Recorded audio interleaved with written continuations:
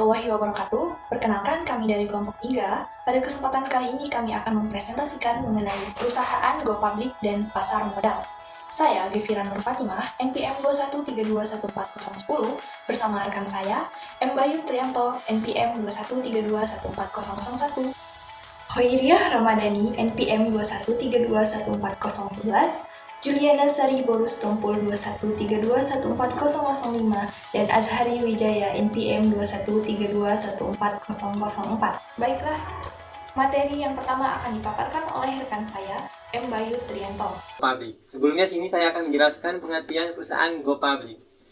Perusahaan Go Public pada hakikatnya Go Public secara terjemahan adalah proses perusahaan yang go public atau pergi ke masyarakat. Artinya perusahaan itu dalam memasyarakatkan dirinya yaitu dengan jalan memberikan sarana bagi masyarakat untuk masuk dalam perusahaannya, yaitu dengan menerima penyertaan masyarakat dalam usahanya, baik dalam pemikiran maupun dalam penetapan kebijakan pengelolaan. Go Public sering disebut sebagai IPO atau Initial Public Offering.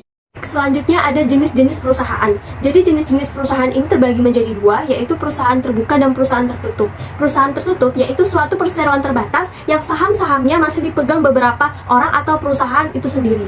Lalu, sedangkan perusahaan terbuka yaitu suatu perseroan terbatas yang modal dan sahamnya telah memenuhi syarat tertentu dan di mana saham-sahamnya itu dipegang oleh banyak orang atau banyak perusahaan.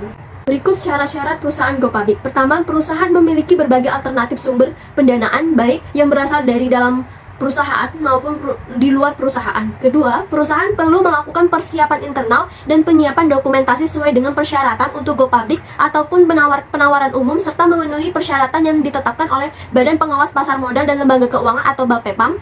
Ketiga, perusahaan menunjukkan kinerja yang baik berdasarkan bukti-bukti konkret yang diperlihatkan dalam bentuk materi. Selanjutnya ada proses Go Public suatu perusahaan. Yang pertama ada tahap persiapan. Dalam tahap persiapan dilakukan rapat pemegang saham atau RUPS. Untuk melakukan tahap-tahap tersebut diperlukan adanya restrukturisasi perusahaan seperti restrukturisasi finansial, bisnis, dan posisi SDM. Pemberesan surat-surat dan dokumentasi dilakukan private placement. Dalam hal ini pihak perusahaan mencoba mencari dana kepada pihak luar.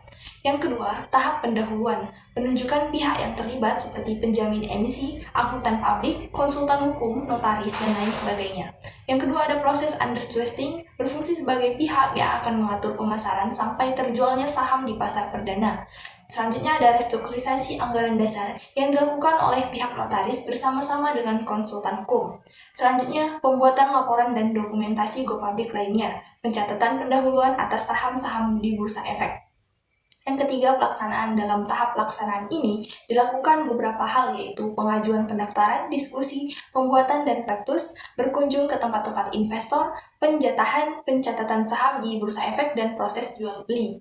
Nah, selanjutnya ada perusahaan yang sudah go public. Ketentuan perundang-undangan mengharuskan penempatan kata TBK di belakang nama perusahaan terbuka, sehingga jelas membedakannya dengan suatu perusahaan tertutup. Misalnya ada PT Telkom TBK, PT Astra International TBK, PT Ham Sempurna TBK, PT Kalbu Farma TBK, dan masih banyak lain sebagainya. Pasar baru merupakan pasar dan paling banyak pengaturan oleh hukum di pasar di mana perjualbelikan efek, termasuk saham perusahaan terbuka. Ada pihak yang terlibat dalam pasar modal tersebut ini sebagai berikut. Yang pertama ada pihak yang sebagai pelaku investasi, yaitu investor keuangan dan investor lembaga. Yang kedua, pihak yang berfungsi sebagai penarik modal, emiten, dan perusahaan publik. Yang ketiga, pihak yang berfungsi sebagai penyedia fasilitas, perusahaan efek, lembaga clearing, dan penjamin, serta lembaga penyimpanan dan penyelesaian. Yang keempat, pihak yang berfungsi sebagai pengawas. Baik, selanjutnya adalah penegakan hukum di pasar modal. Nah, BAPEPAM ini mempunyai 3 fungsi, yaitu sebagai lembaga pembina, lembaga pengatur, dan sebagai lembaga pengawas yang memenuhi unsur-unsur yang teratur, wajar, efisien, dan mampu melindungi kepentingan pemodal dan masyarakat. Sebagai lembaga pengawas, BAPEPAM melakukannya secara yang pertama itu preventif. Lalu yang kedua yaitu secara represif.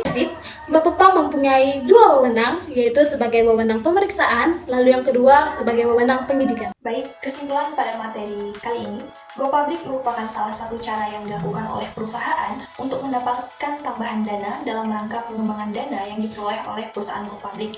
Biasanya selain digunakan untuk keperluan ekspansi, juga digunakan untuk perluasan hutang yang diharapkan akan dapat meningkatkan posisi keuangan perusahaan.